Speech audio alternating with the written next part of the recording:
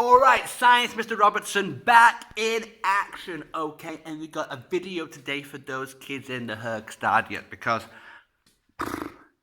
I assess you all in many different ways. I'll give you tests. I'll give you projects. I'll give you posters. I'll give you debates. I'll give you silly little explain to your friend. I'll give you silly little plan a lesson. You name it. I will give you many different ways to show you how awesome you are. The one thing I want you to do each year of Högstadiet is to be able to tackle by yourself some of the big issues in science. And this is why I am a science teacher more than anything else, because I want to be the person to talk about the really important things of you. The climate change, genetics, nuclear power, our diets, our future of space travel. I want to be the person to talk about what the big issues are for society, and the big issues, we do them in science. Screw the other subjects. We are the ones who we talk about what really matters in society and how society is going to move forward.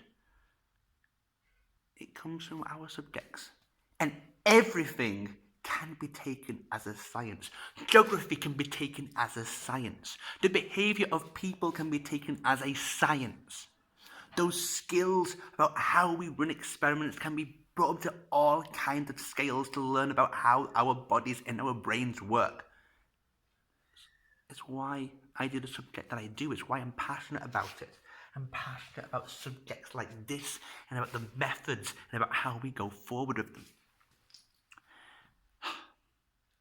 One of the ways I will assess you is a way where you will have to have that internal debate about right and wrong at the same time.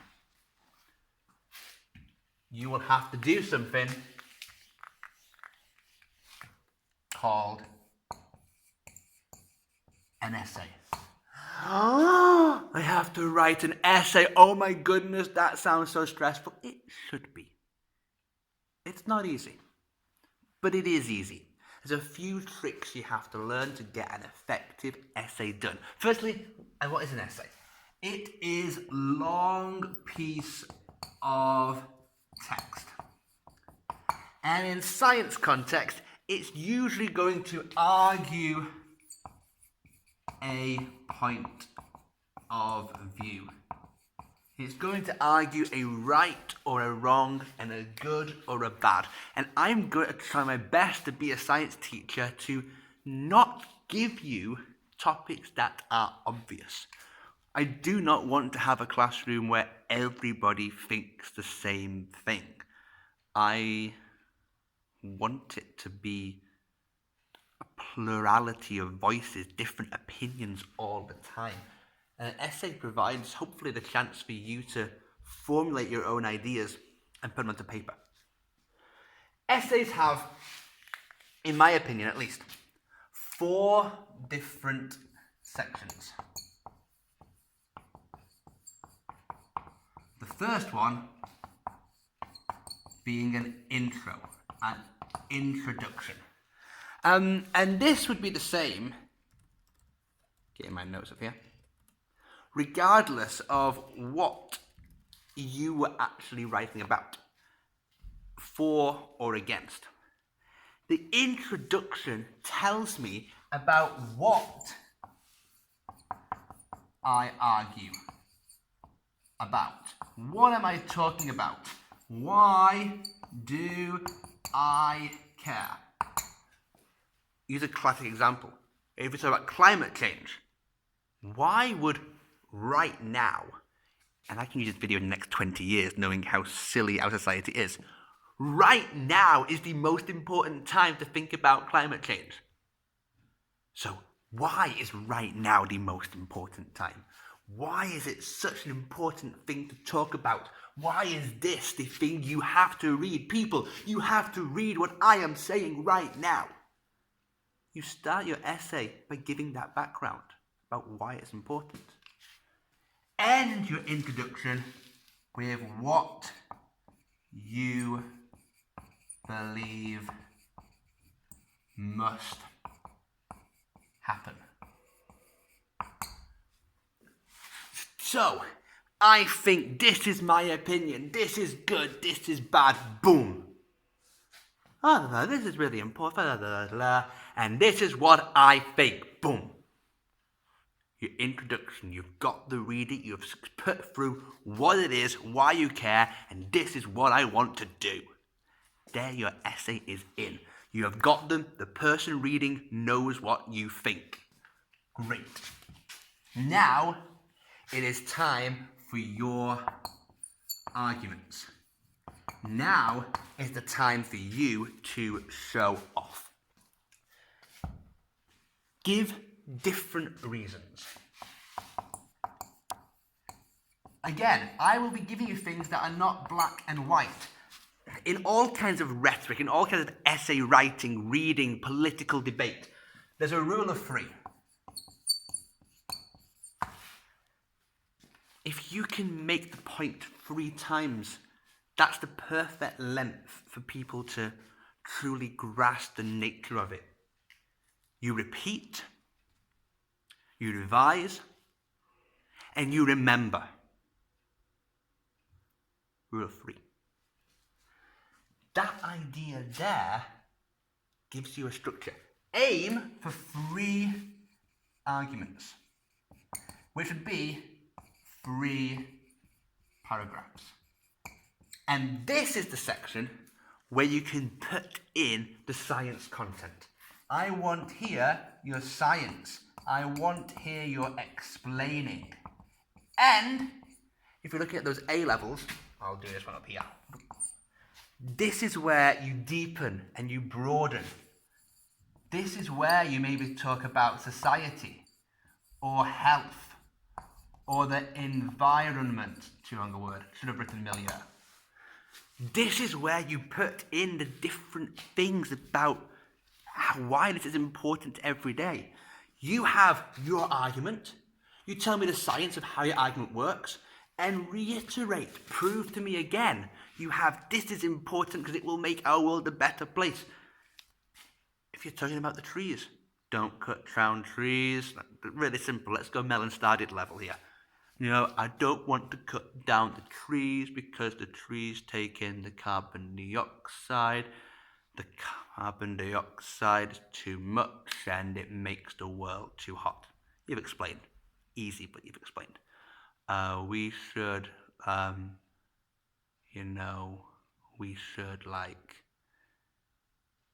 stop that because more carbon dioxide makes the world warmer. And if the ice melts, we might lose habitat. You've now linked it to the environment. Very simple, too simple, but that's the way of the structure. Do this, science for why, this is why it's a good thing. That's how you do your argument. Aim for 3. The top people, given their arguments, they're able to do counter-arguments. They're able to let the other side say what they think. Explain the other side. We live in a world where people are going to be talking all the time and giving different opinions. Let's respect different opinions. No matter what political party runs Sweden, and I mean any political party, they all believe that their idea is the way to make people in this country more happy and more successful. Even if you don't believe that, they believe that. So, explain the other side. So, there's an opinion here that it might be good or bad because, and then explain how it would work. Explain why it is wrong. Hit it. Give the other science ideas. Explain it. Different theories can work, but different theories might not work in practice. Why would it not be the right approach? Tell me. If you can master that, You are truly mastering this ability to listen and take in opinions. You're truly mastering self-critique. Because you understand what the other side say, but you can be critical of it and don't actually believe it works. That's self-critique in actual practice. That's how it should be done. I'd love to see that. Finish with a conclusion. Conclusions. I was the least important part of a good essay. It's great to have something witty or funny or powerful at the end of an essay. But this here is about repeating. It is a chance to have that final paragraph. And I think it should be all paragraphs, you know. Give intro paragraph, give a few arguments, maybe 2 counters, and a conclusion. 1, 2, 3, 4, 5, 6, 7. If every paragraph's 100 words, 700 words, that's fantastic. You repeat, and you repeat as well the basics of the argument, and also repeat why we should care. Give me that final boom. This is what we do. This is why we do it. Essay writing, here's my conclusion. Essay writing is one of many ways that I will assess students. It's hard and it's scary, but it's one of the most rewarding things I've ever done in a classroom. It's a real way of showing how you can take different opinions and formulate your own opinions. Hopefully you know what I'm looking for. Hopefully you're inspired. It's what we all want as teachers. On that note, thank you.